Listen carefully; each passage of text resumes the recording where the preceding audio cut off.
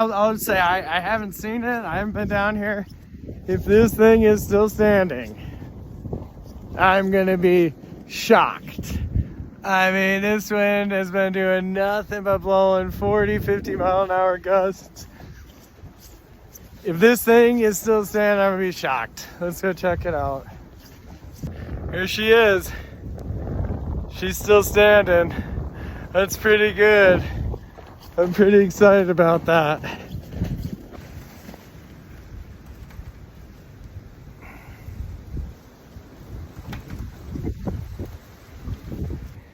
It has been absolutely, this tent has been absolutely withstanding this whipping, ripping wind.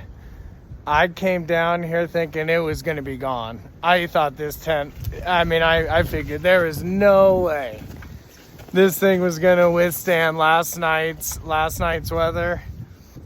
It's looking good. Wanted to make sure it wasn't blowing halfway across Vermont. It withstood the weather. It's looking good. I got to get back inside. Negative 13 degrees is not fun. But I hope that helps with the review. I really like this white duck tent. It's withstood the weather, the elements.